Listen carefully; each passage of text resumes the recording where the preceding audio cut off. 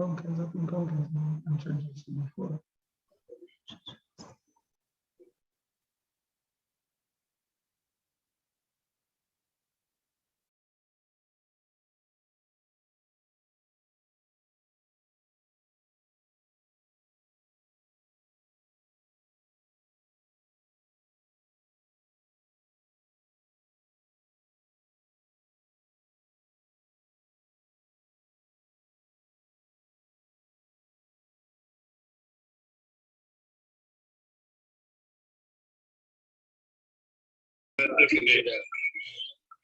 Let's begin.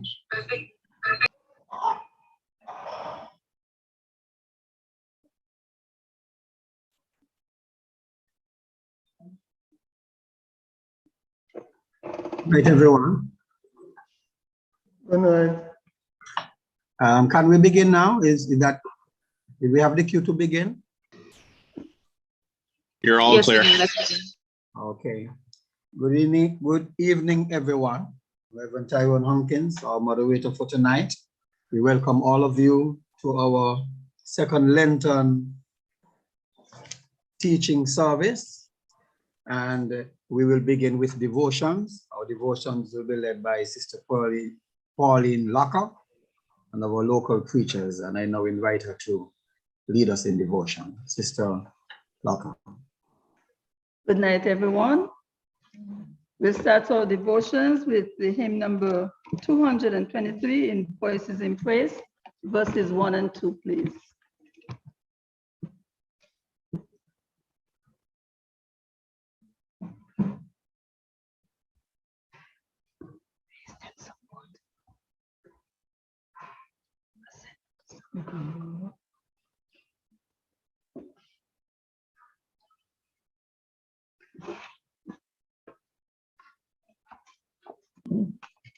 What's the name of the hymn? I am thine, O Lord, I have heard thy voice, and it told thy love to me.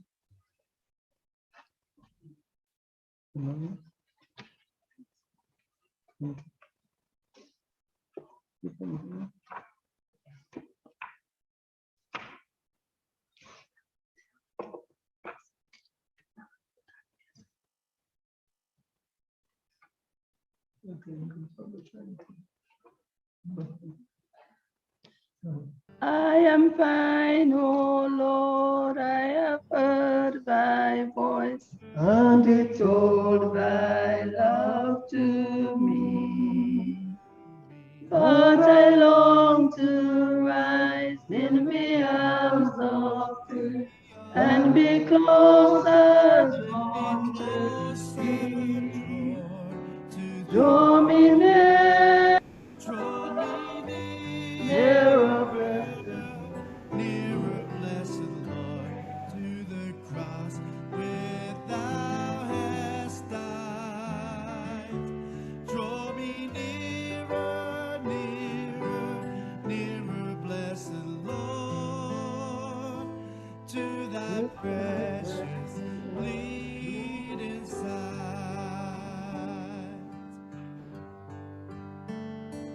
Consecrate me now to thy service, Lord, by the power of grace divine. Let my soul look up with a steadfast hope, and my will be lost in thine. Draw me nearer, nearer, blessed Lord, to the cross where thou hast died. Draw me nearer, nearer, nearer, blessed Lord, to thy precious bleeding side. Oh, the purity of a single laugh that before Verse 1 and 2, please. I spent when I kneel in prayer and with thee, my God, I commune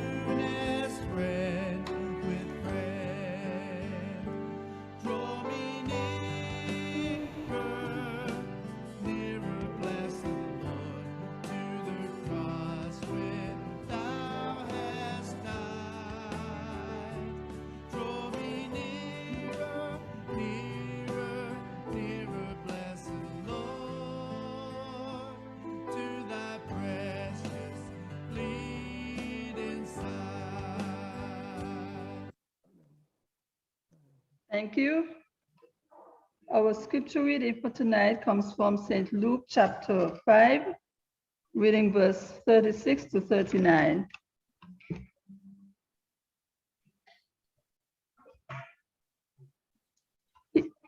He also told them a parable. No one tears a piece from a new garment and sews it on an old garment. Otherwise, the new will be torn, and the piece from the new will not match the old.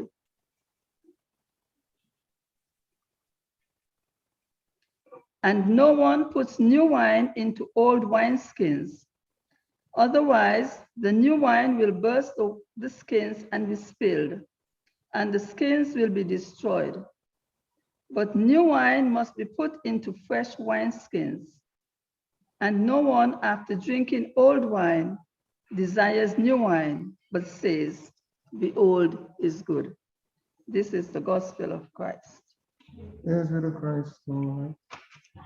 I want us to reflect briefly on the words fresh wineskin. And the verses we just read form part of the response of Jesus to questions from persons who had been listening to his teachings and observing his ministry throughout the region of Galilee and Jerusalem. What I believe Jesus was saying essentially is that in order to grow in our relationship with God, we must be willing to expand our conceptual framework of who God is and how he operates and interacts in our human experiences. Recent occurrences have not merely suggested, but demanded a paradigm shift within the body of Christ about how we do church and ministry. There may be a multitude of excuses, but no valid reason why the church in this era should not have a dominant presence on social media, for example. For our survival, we cannot continue to look into the rearview mirror and say, the old was good. To the generation at risk, it was not, simply because they have no experience of it. All they know is the new. We, the older ones, are in a privileged position to have experienced the old and now be able to participate in the new.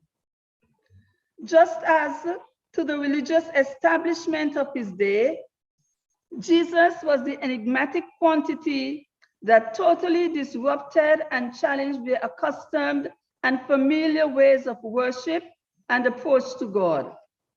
So in our present experience, COVID-19 has been that unexpected curved ball that has made it imperative that we approach church and Christian ministry differently. God is not found in empty rituals and traditions. Rather, our relationship with God must be a heart connection that keeps us open to fresh revelations of God and new experiences in him. We cannot afford to be so rigid and inflexible in our concept of God and our approach to him that we, and I'm speaking about us as a Methodist denomination, become irrelevant and obsolete.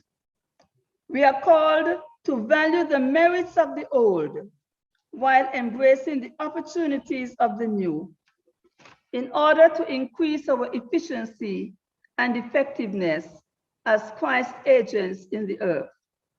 And we do that, I dare say, by heeding Paul's advice to the church at Rome in Romans chapter 12, verses 1 and 2, which I want you to read as it is projected on the screen. Romans chapter 12, verses 1 and 2.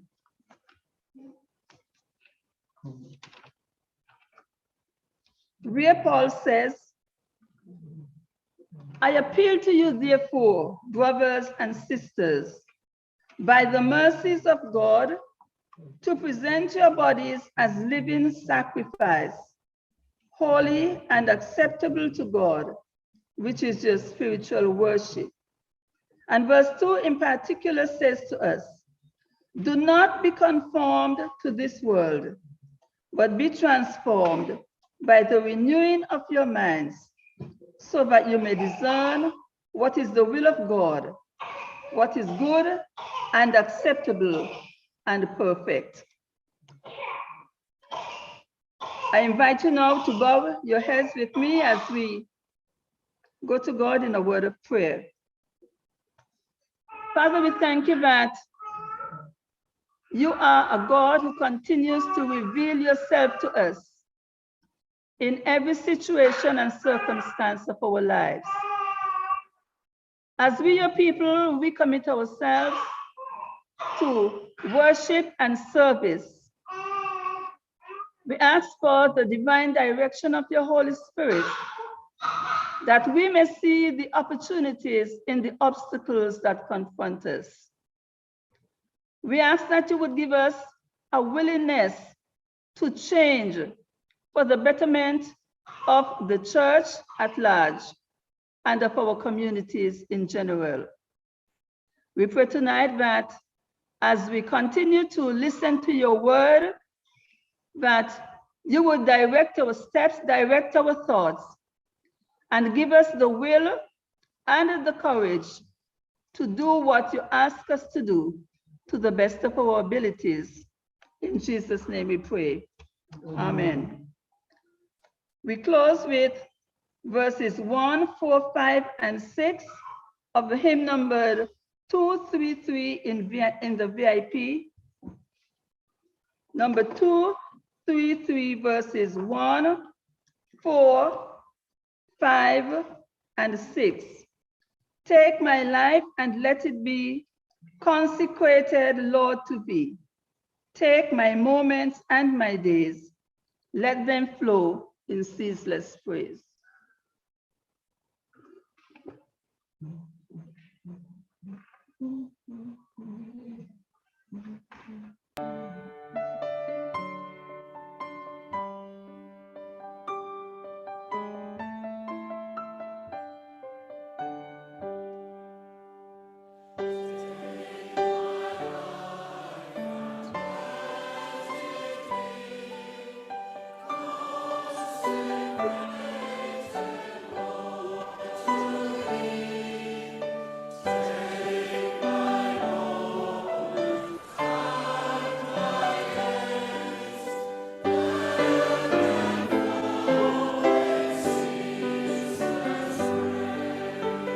Verse 4.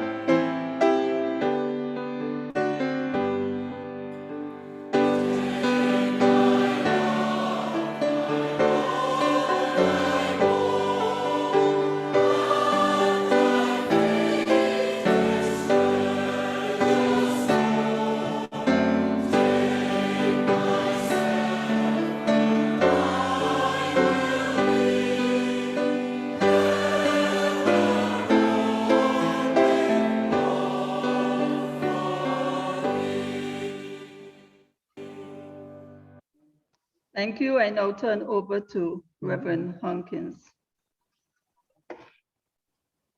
Thank you very much. Thank you very much, Sister Locker, for this inspiring devotion. And I'm sure that it would have set the tone for our night's discussion and presentation. We were invited by you to use our experience of worship and in the past and in terms of the ways we are accustomed to, and to be able to embrace new ways, you know, in that way, new wineskin, fresh wineskin, in relation to how we worship God today in today's environment, especially in light of our past experiences.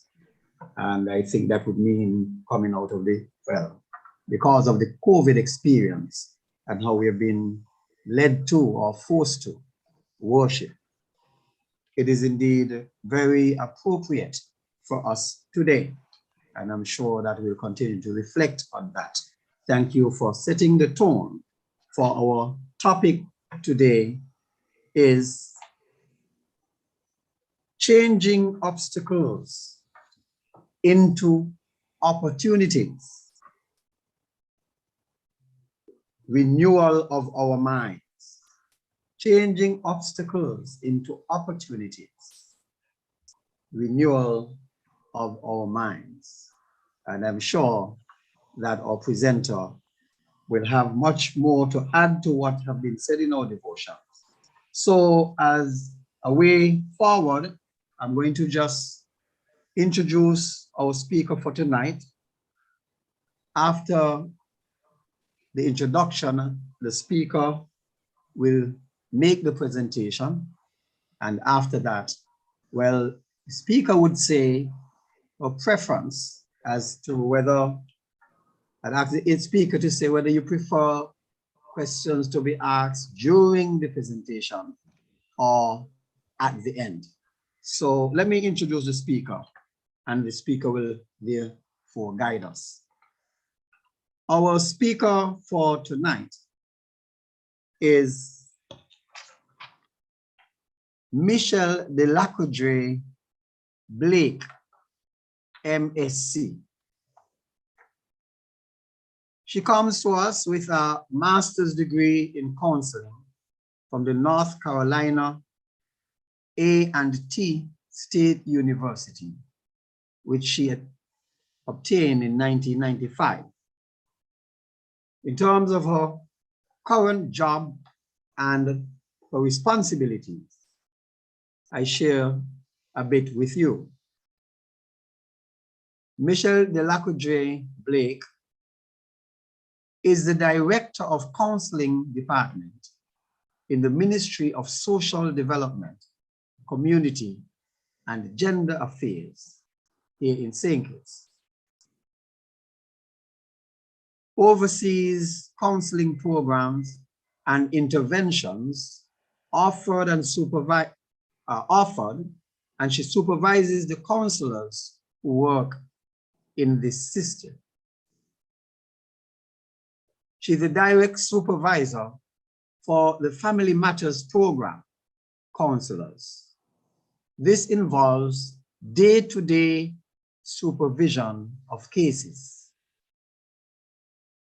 She's a trainer in a number of workshops related to development.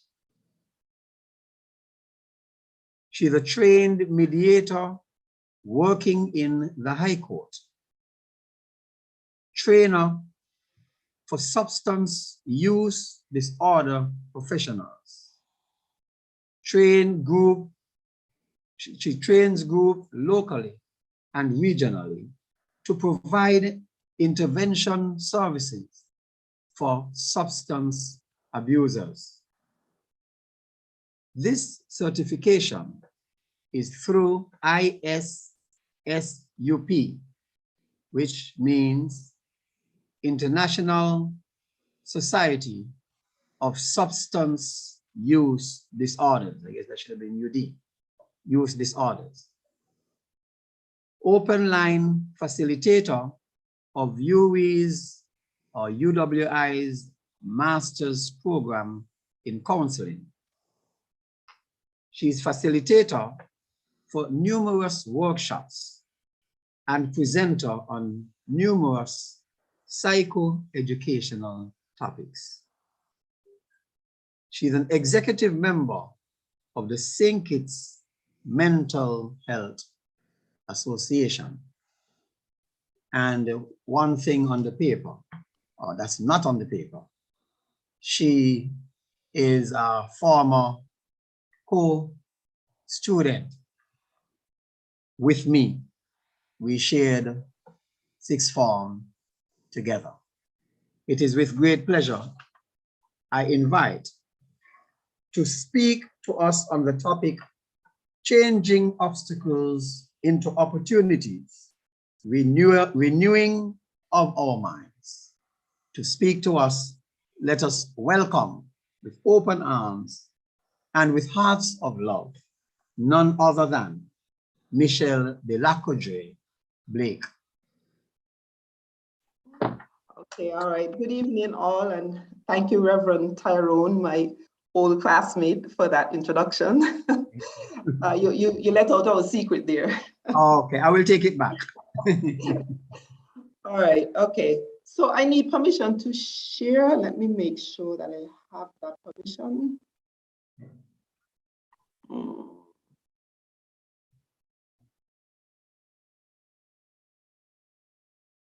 Okay. The share screen, here we go.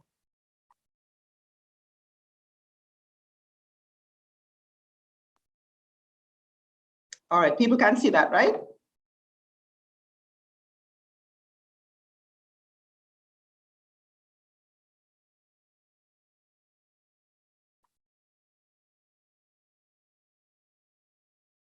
Okay. All right, let me just make sure. Is that visible to everybody? Yes, okay, okay. All right. Okay, good evening again.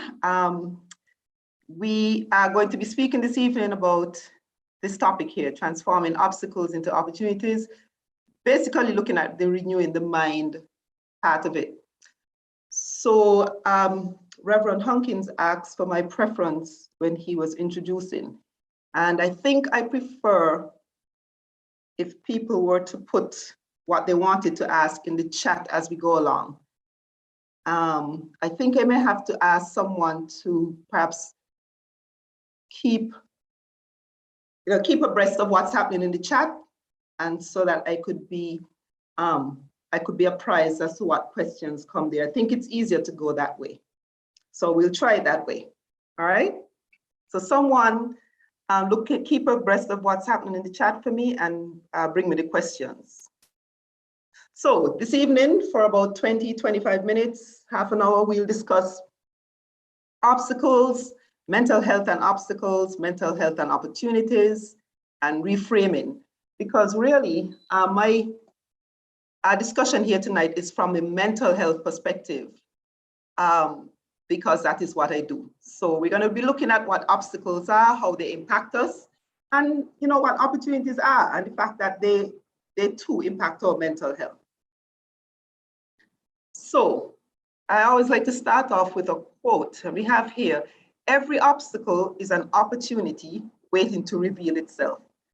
So if we set the stage with that, we recognize, we're saying that within something that is possibly negative, possibly challenging, is an opportunity for something else to happen.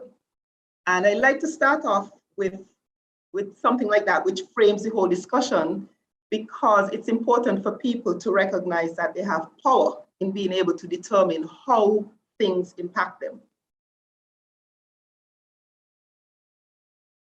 So if you believe it will work out, you'll see opportunities. If you believe it won't, you'll see obstacles. And the mind has a very intelligent way, I'll say, of being able to frame a whole situation over how you interpret it. So whatever you see, your mind then will be able to give you the visuals on that. So if you see opportunity, if you think it'll work out, you'll see opportunities. If you believe it won't, you'll see obstacles. So when we say obstacles, what are we talking about? So obstacles are things that stand in the way or obstruct progress. And we can't deny the fact that when things stand in the way and obstruct our progress, it is frustrating. Now, frustration is a natural end product of something being our way. Frustration is natural, frustration happens, but frustration is situational and it's something that passes. So on a daily basis, we have to manage obstacles and determine whether or not we will move or stand still. So when something happens and an obstacle is presented, there are some natural things, as I said, that happens. There are frustrations, but we have to, in that moment, we have to be able to determine whether or not we're going to freeze and stand still, or if we're going to move. And what does movement look like? Sometimes movement is going backward. Sometimes movement is going in another direction. But the point is, we have a determination as to what will happen. We have choice.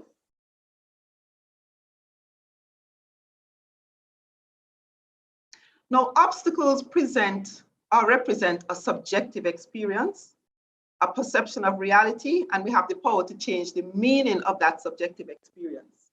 What I mean by that? Now, we talk a lot about things that are frustrating. We talk a lot about things that are stressful. We talk about things that impact people.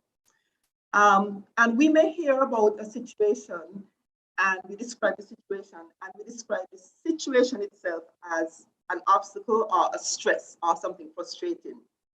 The reality is the situation itself is not how you view it, is how you then interpret what resources you have to be able to deal with it, whether internal resources or external, and then determine if it's something that you have the resources to overcome. All right? So it's a subjective experience. So let me take, for example, the fact that you want to perhaps go away to study. And you've prepared yourself. You're a young person, you want to go away to study, you've prepared yourself for it. So the end goal is you going to university to study. You've prepared yourself by, finding out what the cost is, going to the bank and so forth. Now, when the time is coming up for you to go to study, something happens. So one of the persons who was guaranteeing your loan, something happened with them and they weren't able to guarantee your loan anymore. And so it meant that the young person didn't get to go to study, certainly in that time frame. Now, the subjective experience here is what determines a person going to look at it as an obstacle or an opportunity. So for someone who sees it as an obstacle, remember I said that how you frame something, how you interpret something, then means what you see. So someone may look at it and say, for example, this is the worst thing that it could ever happen. My whole future is gone down the drain because I couldn't get this happen. So you're hearing language that suggests it's catastrophic. There is no internal resource to be able to manage it. There's no external resource to be able to manage it. It's seen as the end of the world. It's an obstacle. I can't go any further. Whereas somebody who sees it from a different perspective may look at it different. So a person may say, look, okay, so this didn't work out. What happens is that it gives me the opportunity to perhaps save some more so that I could attend to it later in the future, perhaps not be in so much debt. So I get a chance to work a little longer. So in working a little longer, I recognize what I want my financial end goal to look like. And so instead of going into debt for $10,000, I could work for a year longer and perhaps have debt of just $5,000. So I'm going to put my efforts into working to save that extra $5,000. That person sees it as an opportunity. Now it's the same thing that happened. So the objective thing, the not being able to get the loan, happened to both persons. The subjective experience is what the person has control over. So we have power to change the meaning of a subjective experience. And that makes all the difference in the world as to how it will impact a person. Now, we recognize that challenges and obstacles are a very normal part of life and should be seen as such. And I want to say that again. I am very fond of normalizing things. And I do that because oftentimes people get into cycles of talking about stresses or frustrations or obstacles as if they have never happened before, as if they will never happen again, and as if because they're happening, then world as we know it comes to an end. So I want to normalize. Normalize meaning challenges and obstacles will happen. They are a normal part of life and it should be seen as such. They impact. And so we're not saying that they don't impact a person's well-being, mental health well-being, especially if challenges and obstacles come right after each other. But they're a normal part of life. And if we see it as that, if a person sees it as that, the person then frames in their mind a couple of things that helps them to see, potential and opportunities. They frame in their mind the fact that frustrations have a time frame. Frustrations don't go on for forever. They frame in their mind that they have some power over how they deal with the frustration or the obstacle at the moment. So power gives them that chance to feel in control. They frame in their mind that out of the situation, they could do something in the meantime until they get through the situation. Again, that is some empowerment there. So challenges and obstacles are normal and should be seen as such. People should expect them. They should know that they're happening. They are coming. Now, what is the role of an obstacle? So, it would be fantastic if in life we were able to go through life with nothing at all stopping us, nothing at all hindering progress, nothing at all coming in the way to make us uncomfortable. But if we were to do that, there would be no growth.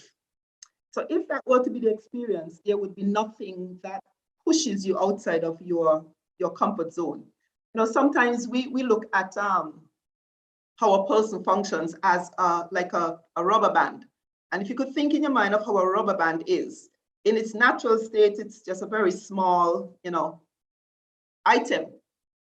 But a rubber band could be stretched and stretched and stretched.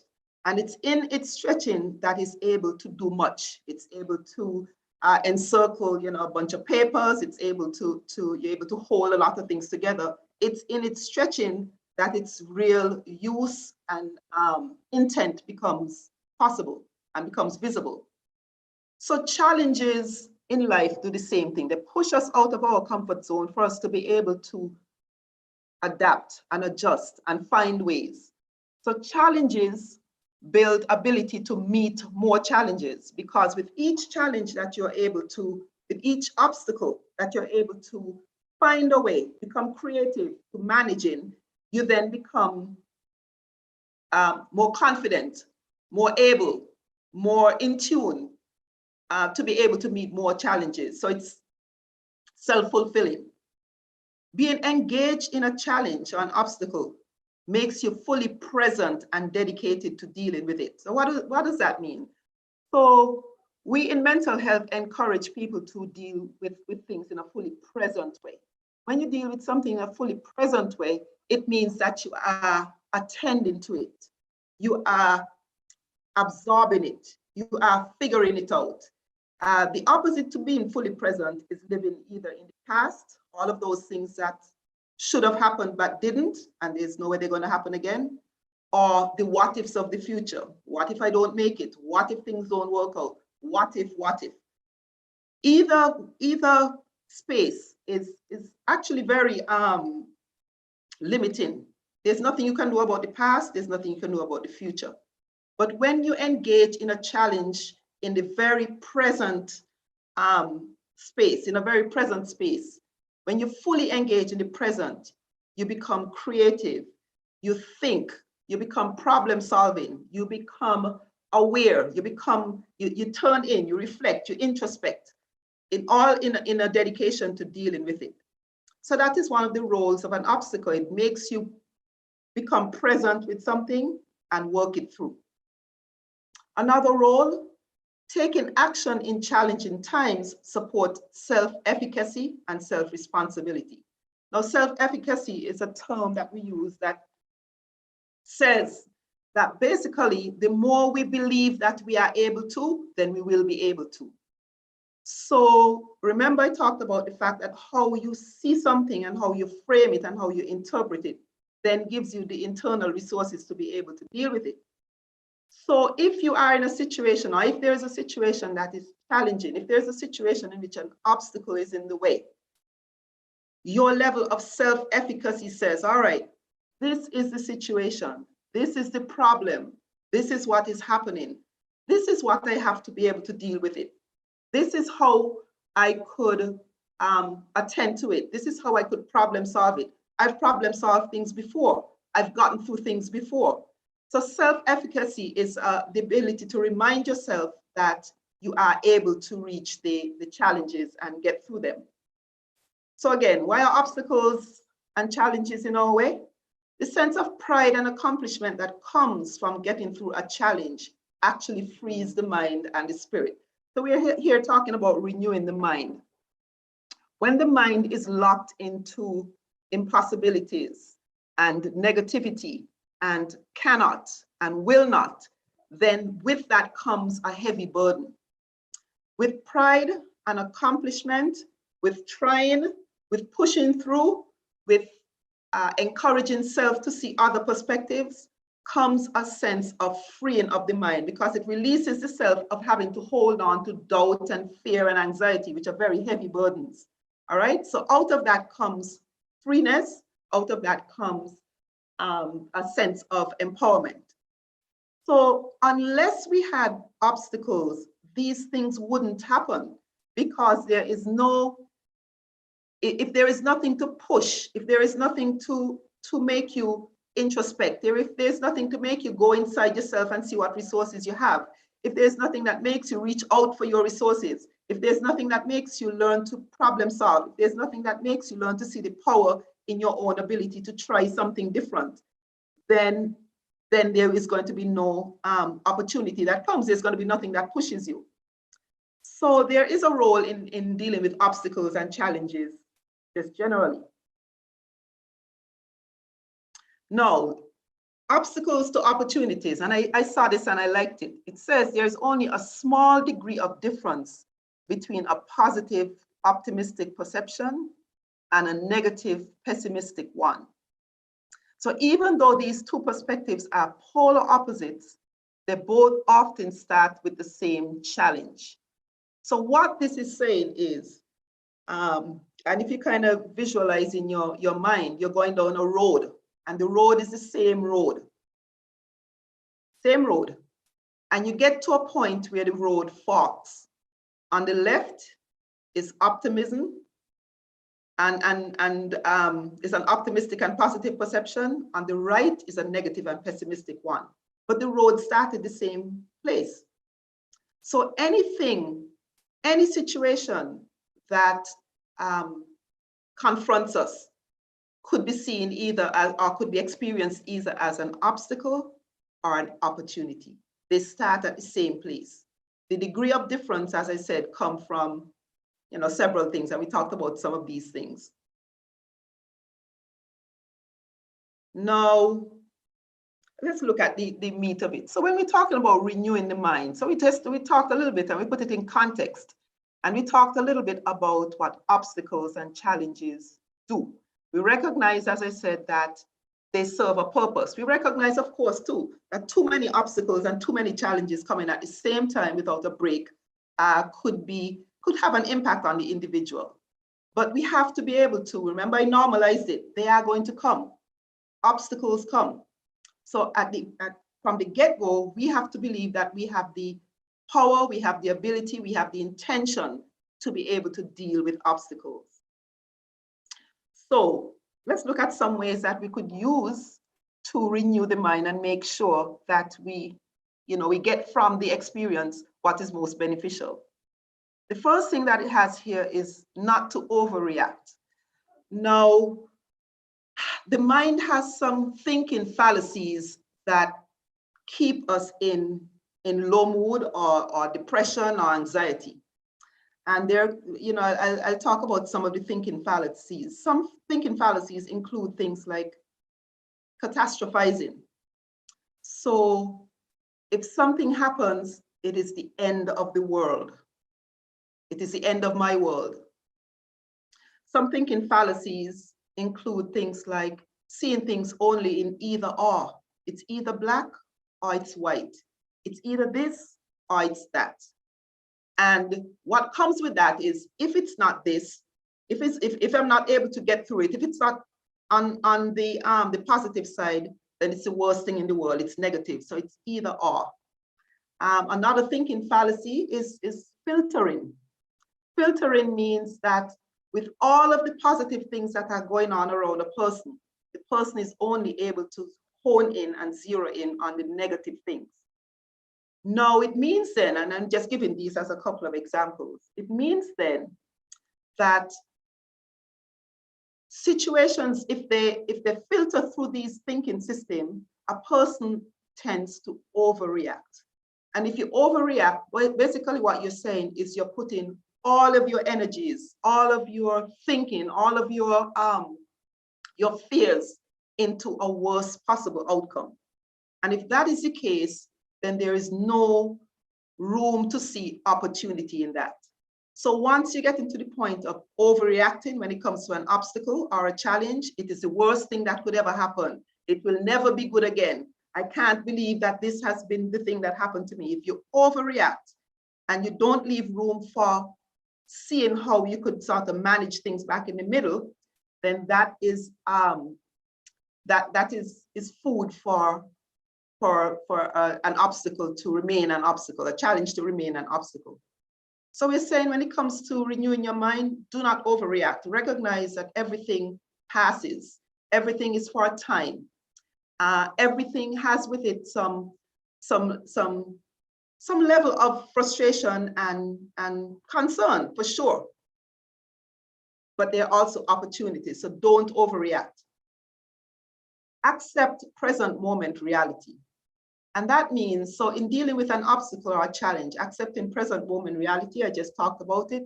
Basically, it's saying that the fact is that this is what is going on at the time. This is what I'm dealing with.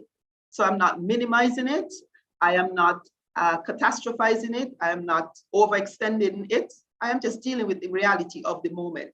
This is what is going on in the moment.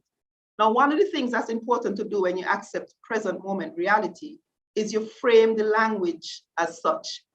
This is what is happening now, and this is how it's impacting me now. That's present moment reality, which is different to this is always going to be the case, something will never happen kind of thing. Accept present moment reality. So what does present moment reality do? It gives you a chance to respond to what is going on in a very normal way. So I am certainly not saying here that everything should be always happy and bubbly. Sometimes things happen or people experience obstacles and challenges that make it difficult for them. So I'm not at all suggesting that those are minimized. What I am saying is that in that present moment, when you are dealing with whatever it is you're dealing with, the present moment reality should be framed exactly that way, a present moment reality with its ups and its downs, its challenges, whatever it is. And if you frame it in a present moment reality, what it does is it gives you the opportunity to see down the road, to see the fact that it won't always be this way. So accept present moment reality. Don't blame others, just making sure that you recognize that, again, I went back to obstacles. Challenges, things happen. Things happen because of a myriad of things. Things happen because of a combination of things. So the act of blaming is taking you away from being able to see how you can make it something different for yourself, because what you're doing is externalizing it. You're pushing it out. And if you push it out, you're not going to be able to sit with the discomfort and sit with the things that are scary to you, or sit with the things that are challenging to you and figure it out. So blame is about throwing it out there, and it really keeps you from introspecting and keep you from finding a way through the obstacle. Practicing detachment. What I mean by that is not taking it personally. And again, this is something that allows for the growth aspect of what could come out of an obstacle. not taking it personally, meaning finding a way to, I always tell people, start to find a way first to normalize it. Normalizing it means things happen, situations happen to people, things happen to people. So when you don't personalize it, you get to see it from, it's almost as if like you're standing outside and looking in. And when you stand outside and look in, you have more clarity, you have more vision, you have more ability to see the big picture. And when you have the ability to see the big picture, you're then able to figure out how to get through. When you take things personally and you sort of stay in the mud with everything that's going on around you, and you're responding to everything and how people are dealing with things and how people are dealing with you and all of the obstacles and all of the things that are coming to you, you're in the mud. You're right in the heart of it. And you don't have a chance, you cannot have a chance in that mud to be able to see outside, to see how to create something different out of it. So detachment in this case is something that is good, is something that is healthy. It allows you to see the bigger picture. So standing outside, normalizing it, these are things that happen. Normalizing your response. This is frustrating to me because of this. Normalizing the way forward. Nobody stays in situations for forever. I could see my way through this by this. So it's important to do that. Don't overanalyze. There are some situations that just are just because. There are some situations that just are. So I go back to the example that I gave about the young person who was looking to go to college and had somebody who was standing for surety for them. And then something happened and that person wasn't able to do it. It just is. Simple. Nothing else other than it just is. Something happened. Wasn't a good thing that happened for the person who wanted to go away and study, but it happened. So the overanalyzing is going to carry it into another realm. I wonder if it happened because the person really didn't want to do it for me. I wonder if the person really did their best to make sure that they put their best foot forward to the bank. I wonder if this means that this isn't the pathway that I should take. You're carrying it down a path that nothing good can come from. And the thing about overanalyzing is it doesn't have a stop fence. It doesn't have a stop gate, a stop sign. There is no stopping it. It just goes and goes and goes and goes. And if you could consider that scenario, what you would realize is nothing in that scenario allows for you to say, all right, so what could I do in this situation to change the situation into another one? Because it just becomes a turning wheel where one thought about how you see it leads to another, leads to another, leads to another. So don't overanalyze. It's one of the ways to deal with obstacles. Obstacles happen for no reason. Obstacles happen to good people. Obstacles and challenges happen to people who are not good people. It just is. All right. So accepting that reality then allows you the ability to say, all right, so what do I do in this case that works for me? Accept the fact that changes will happen. I just spoke to that basically. And don't compare your life with others. Now, again, the subjective experience is very important here. Because when we are looking at obstacles, what we tend to see is we tend to see our obstacles and we tend not to see other people's obstacles. So sometimes what we might be looking at is somebody using their obstacles to become opportunities. And so we're seeing what the person is reaping is the benefit of the fact that they pushed through the obstacles and got to opportunities.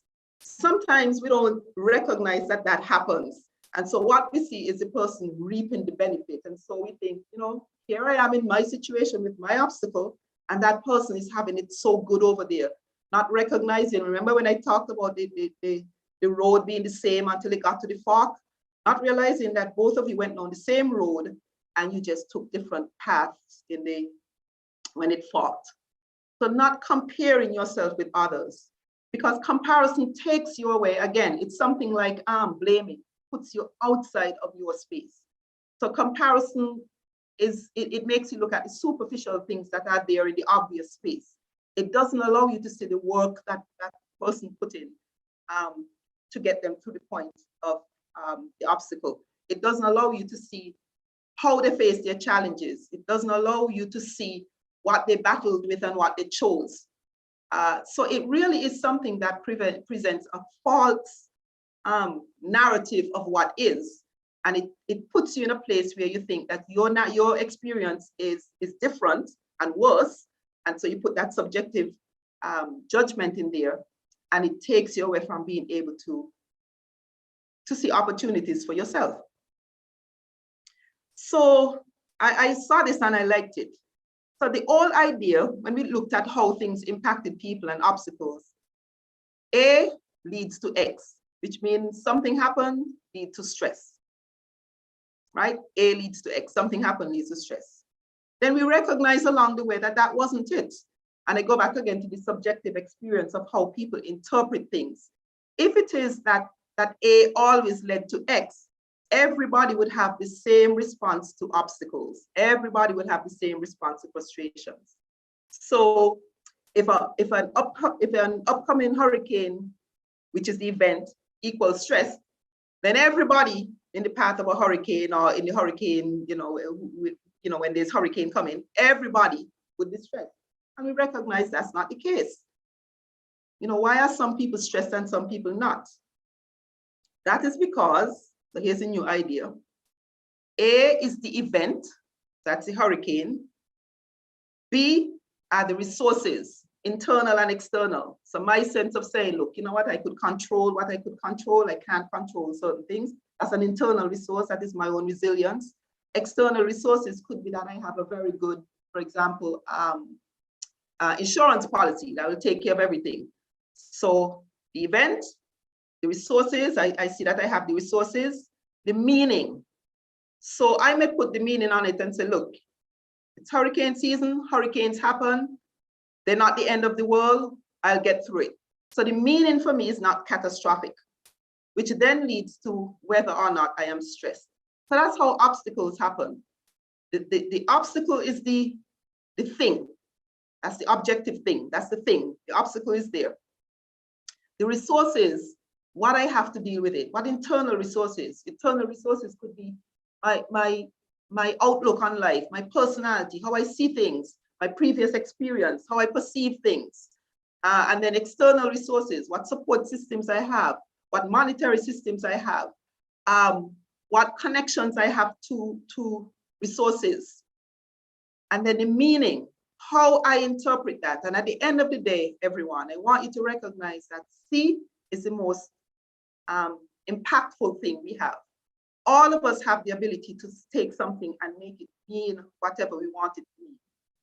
And in that case, in that way, it then allows us to do with the situation whatever we want to do with the situation. So a meaning for something is not one. A meaning for something is not static. A meaning for something is not rigid. A meaning for something is how I take it in, figure it out, chew on it, interpret it, decide how I want to see it, put it back out there, and then with that meaning, I am able to go down my road of seeing the opportunities to be able to resolve it. So again, as we're renewing the mind, optimal mental health, because at the end of the day, that's what we're talking about. Optimal mental health for managing obstacles. Situations have to be managed as they arise. So it's no sense in having things sit and stay with you and just get you to a point that becomes overwhelming. Situations have to be managed as they arise.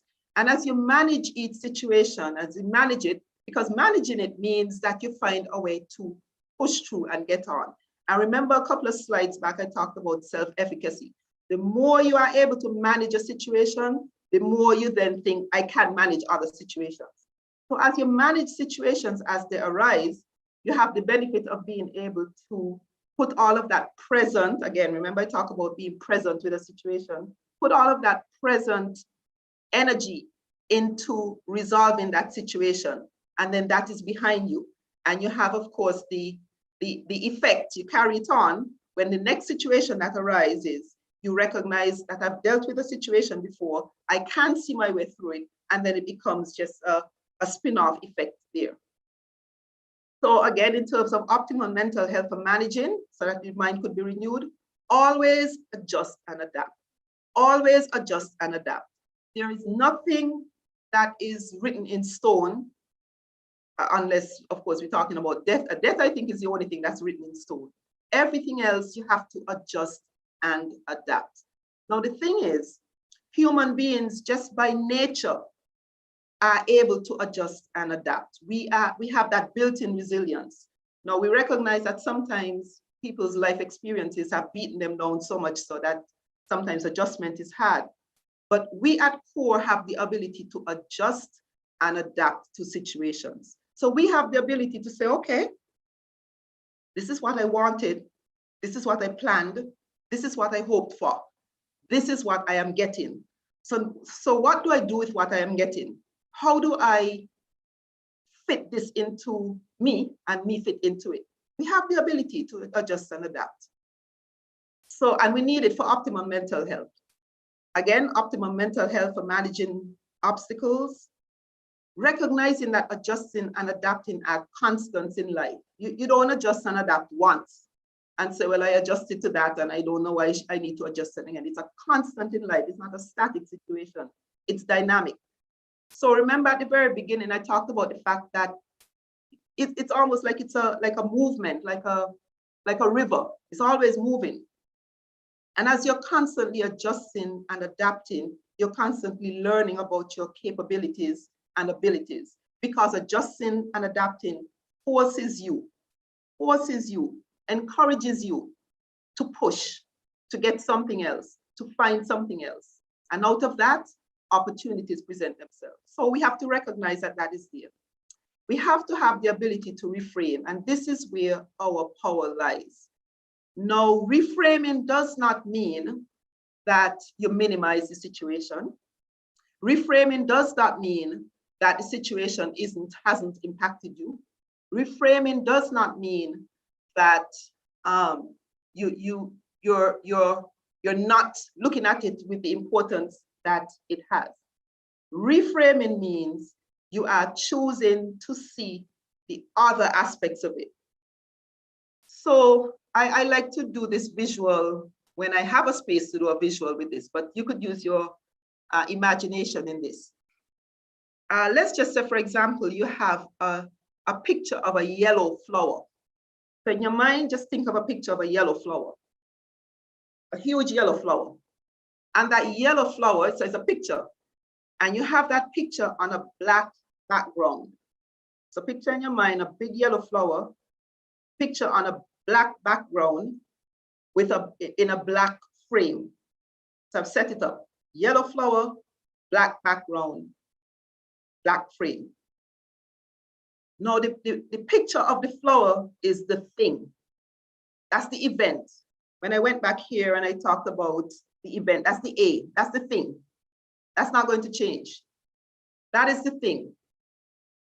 So I have this picture and I say, you know what? I don't want it on this black background anymore. So I open up the frame, I take the picture, the yellow flower, off of that black background picture, black background that it's on, and I put it on a red background, and I put a red frame around it. Now, if you're visualizing that, you would recognize that if you look at the whole thing looks different. The reality is the flower is still the same yellow flower.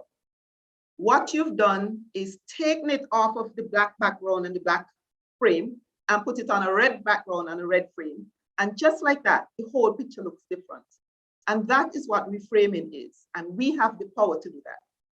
Reframing is not taking the situation and making it go away. There are some things, I remember I went back and I said there are obstacles that will happen. We can't change them. There's some things that will happen. We cannot change them. So that's the yellow flower, we can't change it. What we can do is take that situation and put it in a different picture. That's where the opportunity lies. That's where our power lies. And when you take that yellow flower and put it in a different picture, you have a different looking picture. You have an opportunity. So this that I'm talking about is an internally driven process versus an externally driven process. So you don't get to opportunity, or you very rarely do get to opportunity through externally driven processes. They have to be internally driven. And by that I mean, you have to be the person inside who sees the possibility, who is committed, who perseveres, who pushes, who reframes, who reorganizes, who adjusts, who adapts. All of those are internally driven things. Those are not external. So for something to get from an obstacle to an opportunity is not dependent on somebody outside making it to be an opportunity. It is an internally driven concept. And the thing is, once you are able to manage these things, just by the natural nature of how things go, they renew your mind. When you rise to a situation, when you are able to adapt and adjust, when you recognize that, you know what, change is the only constant in life, is change is going to happen. When you recognize, you know what, I have the ability to look at this way and respond to it this way rather than this way, it renews your mind, because what you are doing is filling yourself with possibilities. What you are doing is filling yourself with, go back to that term, self-efficacy. What you are doing is filling yourself with problem-solving capabilities. What you're doing is filling yourself with ability to see through the lens of gratitude something else. That in and of itself renews your, or those things I should say, renew the mind. So our brain, and I'm closing off now, our brain is hardwired. It is hardwired to conform to what you feed it. So when it is fed obstacles, can't do, won't do, can't adjust, blaming, it won't be able to see anything other than that. It is hardwired. There is actually something in how the brain functions that gets into that. So every time you put that into the brain, the chemical connections in the brain hold on to that. In the same way, we have the ability to change it, because in the same way it's hardwired and it feeds on the negativity, it is hardwired to see opportunities, or it could be hardwired to see opportunities. So when it is fed a diet of narrative that says, I am able to do this, this is temporary. Let me respond to the fact that this is a temporary frustration, a temporary obstacle. I will see a way through it. Let me find another way to be able to see how this situation affects me. Let me look at another way of being able to adapt and adjust. Let me look at how I could reframe it so that I could see it from another angle. When I feed that, those negative connections come apart and positive connections form. Our brain is hardwired. It's a physiological fact, it's hardwired. So we then have the potential and the opportunity to be able to move something from an obstacle to an opportunity. Again, I want to say that I'm not saying that this means that things don't affect you. Of course, things affect you, you're a human being. What I am saying is that that cycle of how it's interpreted, that cycle of not seeing any way through it from your own resources, that cycle of not being able to roll with the punches, for want of a better way of putting it, that cycle of not being able to look at how else you can attend to the situation. When you're in that cycle, when you're in those cycles, those are very real things that are happening, but when you are in those cycles, the resulting impact on you and your mental health is low mood, depression, anxiety, worry, fear, things, of course, that are not consistent with opportunity. So at the end of it, I like this, this quote. At the end of it, we are reminded that we have to do what we can with what we have where you are. Do what you can, so that is present. Remember I talked about present. This is how you get to opportunity. Do what you can in the here and now, with what you have in the here and now, what resources you have, what way you have of looking at it, what interpretation of it you have. do what you can, and do what you can suggests that your job is not to complete, to have a complete ending to whatever it is. What you can suggests some sense of control. I could only do this. Do what you can with what you have, where you are now, not in the past, not in the future, where you are now. And that thinking just naturally in and of itself produces opportunities. So remember, the road starts off the same way, which is the event, everybody going down that road. Where it forks, then it is where we either use negativity and pessimism and go down and see obstacles, or we use positivity and optimism and we see opportunities. And in every situation that we have, there is an opportunity for something to come of it. So our time has gone very quickly. I think we've been speaking for a good half an hour. This is a topic that could go on for forever, but of course it's just giving people a little something to be able to take away and perhaps do some more reflection on it and perhaps do some more research, because there's some things that came up here that could be researched. The fact that the brain is hardwired. Somebody may say, well, I didn't realize that the brain, actually functions that way. So let me go and research it. The fact that, this whole concept of reframing. So somebody may say, well, reframing, that sounds like something that I have some power over. Let me go and, find out some more about that. The fact that how we interpret something is where the power lies. So how we look at something, the meaning of something is where the power lies. You might say, okay, well, let me get some more information about that. So there are some things that came from here that I hope you are able to use, and you're able to start the thinking in your own mind about how you are going to look at the obstacles that come your way, what you need to do in your own mind to get that sense of renewal, so that tomorrow you could take a deep breath and go again.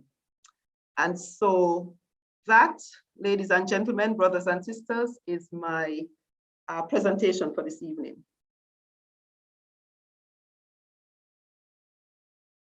I don't know if there is anything that anyone wants to ask, anyone wants to add, anyone wants to say about what we just talked about here for a few minutes. If so, the floor certainly is open for a few minutes.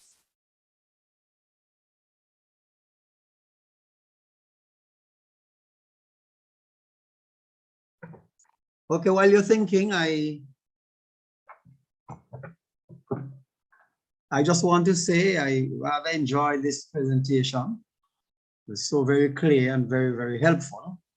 We don't have much time. We have about 10 minutes or close to that for questioning. So I open the floor to anyone. I've not seen anything on the chat, so you can field your question, and I'm sure Mr. Delacroix Blake would be happy to answer your questions. So go right ahead. Anyone who wishes to ask a question.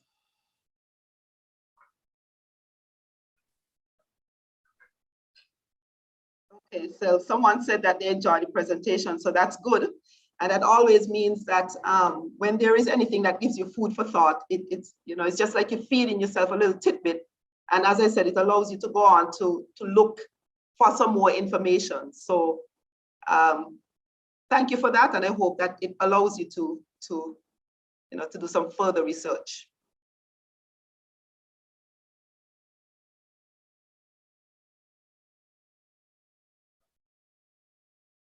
Anyone else? You can speak. You can speak, or if not, if you just want to drop something in the chat, that's also. Okay, I see Paula Francis said, wonderful presentation. Mm-hmm. Okay. Okay.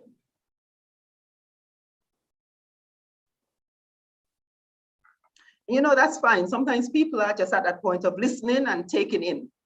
And as I said, sometimes out of that listening and taking in, people are then able to sit down and reflect later and, kind of figure out one or two things that hit them and they want to find out some more about. So, you know, it's also fine if people are not full of questions at this time, but, you know, as I said, if it allows you to think, if it allows you to do something different in your own thought process, if it allows you to reconsider how you experience things, then it means then that the job here has been successful.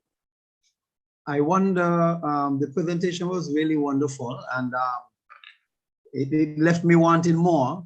It was very short, you know, it left you wanting to listen. It was very, very clear and very meaningful, and I'm sure persons have not come up to the reality yet that it's really question time. They're probably waiting to hear a little bit more from you. You know, I don't want to say something, I wanted to share a story, but I would give preference to those who really want to speak.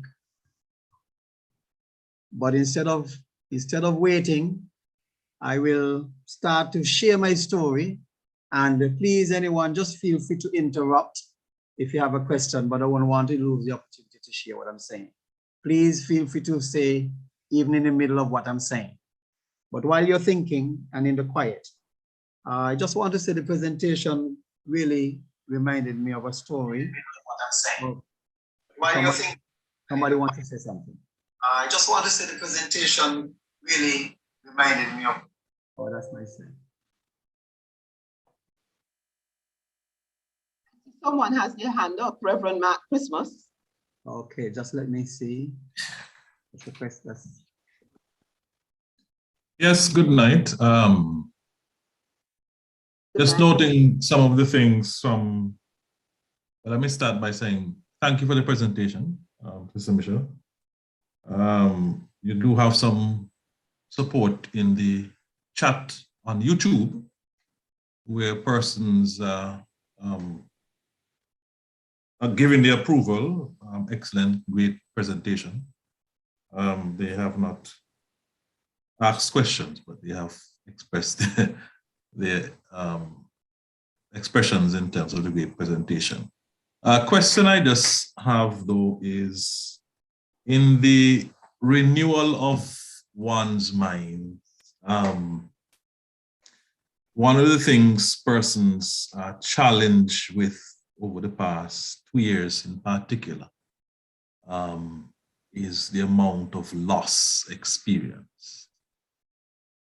And not just in terms of the death of persons, but losing income, sense of loss of self-esteem. Some persons a loss of faith in God, humanity. So you find some persons committing suicide or simply dropping out from praying and worship. Never mind the amount of worship that has gone online. Some people find themselves detaching, trying, I guess it's their way of partially trying to reframe what has happened.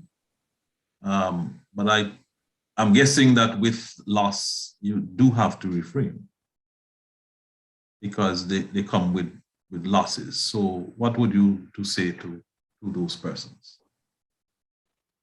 Well, you hit upon something, and we have experienced, and the world has experienced loss at a rate that I don't think people could remember. You know, many people haven't been alive for and experienced so much loss like we're experiencing now. But again, maybe that's my way of looking at it, but we are in a time of a lot of loss, and you are correct. The accumulated losses make it, for some people, difficult to find the resources. Remember, I talk about resources to continue. So when I am talking here about obstacles and opportunities, I am talking honestly about normal scenarios. Normal scenarios meaning in normal day-to-day life, the putting and the boxing, the things that come at you, the ability to handle the things that come at you and find a way to process it and move on and go ahead. When you have accumulated losses and accumulated stressors and accumulated things that you can't get over, that puts a person in a different space. And sometimes the ability to, it's like if you're doing something, and as soon as you finish doing one thing, you put all of your energy into that one thing, here comes something else. If you're doing that time after time after time after time, after a while, you're not going to have any energy to put into anything. And that's where people get to the point of a distress that is so much that they don't see the ability to go on. So we have to have some way of encouraging people to see. Remember one of the slides I talk about managing things as they come along, not waiting on things until things build up. Managing things as they come along, getting resources to manage things as they come along, right? But the fact is, as I said, there are times and there are situations where the things that you have to put out to manage the external environment are more than your resources. They're more than your resources. Now you talk about loss. One of the things that we have to do in mental health is help people process loss. Now, process loss means that there are things that happen in between time. And sometimes the things that happen in there take a long time and a lot of work before you get to that end point of being able to see, all right, you know, whatever the good is you could see of it. What happens sometimes, and where we do a disservice, is we go from the event, remember that A, we try to get people to skip out the processing of the loss and get them to the end result, which is, you know, it's try and find some good out of this. So we take away from people all of the things that they have to sort out in the losses. And we try to get them to look at the good.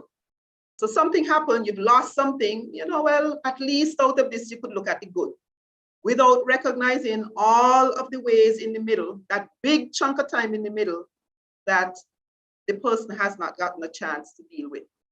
And that is a part of where the problem is. So when we are talking about helping people to look at obstacles into opportunities, you know, I said some things here that, as I said, when people are dealing with normal frustrations and stressors, remember I talked about the fact that these things happen on a daily basis. But in anything that we are doing, we have to, and I think it came up in the discussion too, there must be a recognition of dealing with how you are, where you are now, what you are dealing with now, and having that be something that is managed and processed. So we have to do it. We have to allow people, there are lots of losses, there are lots of things that accumulate and people can't deal with them.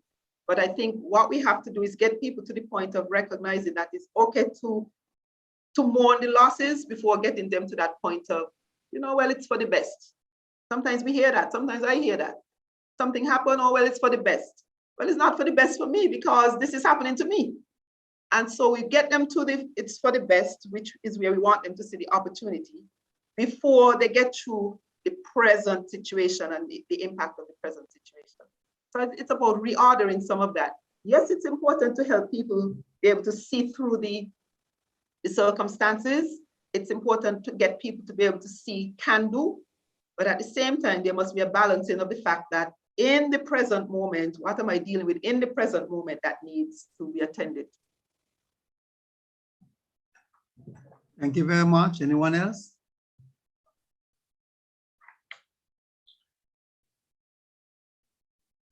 Speak now or forever hold your peace. There is a question, do you believe that there are more spiritual implications to the mind than we may perceive? The human beings are spiritual human beings. Human beings are spiritual beings, period. That if the spiritual nature of human beings is destroyed, then hope is destroyed. Because spirituality connects us to something. And when people are dealing with obstacles, there must be a connection to something. So human beings are social beings. We need people. Human beings are emotional beings. We have feelings. Human beings are psychological beings. We are intellectual. We are spiritual. All of those things come into play in a very interactive way. But do I believe that there's more spiritual implication to the mind than we receive? I would say yes, because how our mind connects us to a bigger picture, a bigger purpose. What is our purpose here? What are we doing? Why am I here? Who is that person who is carrying me, or who is that being that is carrying me through this storm? We have that, we have to have that. And so the implication is that is a very central and real part of how we function. And we may not realize it on a day-to-day basis. So from that perspective, maybe more implications than we perceive. We may not realize it on a day-to-day basis, but it really is. We have to connect to something bigger, or else hope is gone. And when hope is gone, then, you know, that is where some of the more distressing things happen. Thank you very much. Maybe room for one more question. It's time for us to close off. So if anyone has a quick question. Okay, one more, yes. Mm-hmm.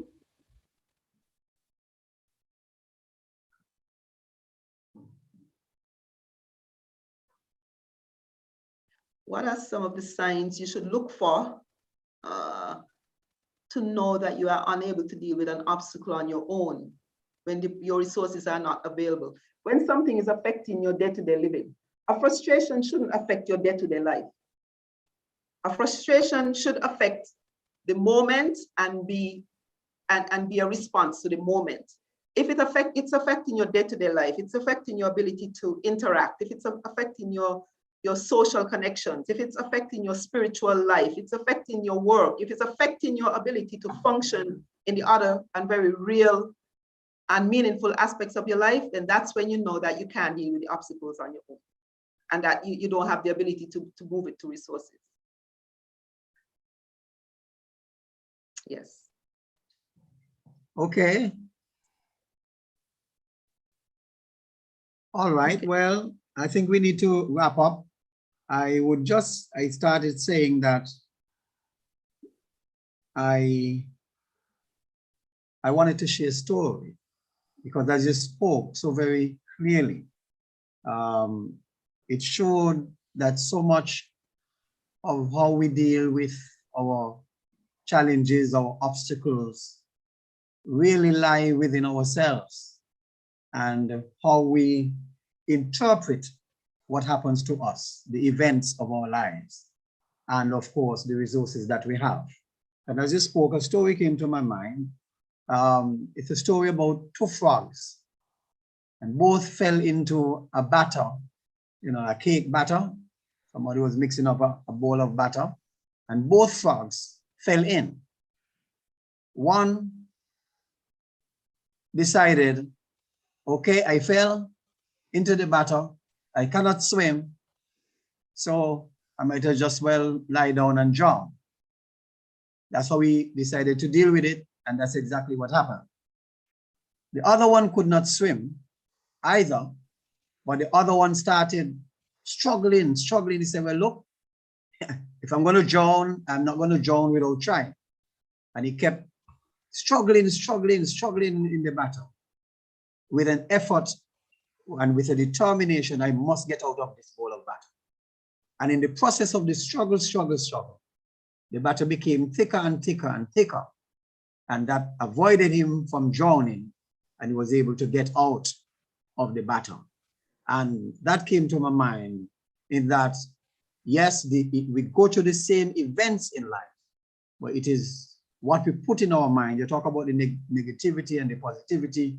If you put in negativity, you will get out negativity. If you put in positivity and you say, I'm going to try my best, I'm going to find what resources there are within me, and I'm going to overcome this challenge. That's where you have the victory. I want to really thank you on behalf of our Superintendent, Minister Reverend Mark, and our circuit staff, and the rest of the St. Kitts Methodist Circuit. I believe that you are the right person chosen to deal with this topic. I honestly could have listened to you for another hour and a half, and I have made some notes myself. And I want to assure you that what you've shared tonight it has not fallen on deaf ears, not for me, and I'm sure I can speak for others. And it was very meaningful, very clear, very impactful. There's much, somebody said earlier, there's much food for thought. And of course, when we can't eat all the food that we have, hopefully we have a refrigerator to preserve it so we can go back and chew on some more. And I believe that they have given us so much food for thought. Some of it can go in the fridge until tomorrow. Some we might have to put in the freezer and get back to it before it spoils. And we'll be able to apply it to our life, not only now in our present circumstances, but for the rest of our lives, especially if we retain the notes that we would have made. I want to thank you very, very much for being, for accepting our invitation and for doing such an excellent job tonight. I'm indeed proud of you, and we continue to pray for you with all the responsibility that you have. And may God continue to bless you as you bring healing and empowerment to those who need that kind of intervention. May God bless you in your work. Thanks again. All right. I Thank want to you. just want to close by just raising this passage, just sharing this passage, which says, Philippians 4:13, I can do all things through Christ who strengthens me. May we find the inner strength provided us by God himself as we continue to deal with the events of our lives. And may we have the resolve to do so successfully, not lie down and take it, but to continue the struggle. For God will help those who continue to help themselves and to rely on him. Have a good night, everyone. We close with the benediction. Thank you all for listening. Thanks for participating. I see something here. What if you accept the facts that change will happen? If you try everything to overcome and nothing seems to work, what do you do then? I don't know if she's there still, but just to say, in that case, to seek help, I'm sure that there will be somebody able to help you. Let us pronounce the benediction together. And now may the grace of our Lord and Savior Jesus Christ, the love of God, the fellowship of the Holy Spirit, be with us all now and forevermore. Amen. Have a great night, everyone. Thank you for joining us, and we look forward to our presentation next week, Wednesday, same time, same place. God bless you. Thank you to all. Good night.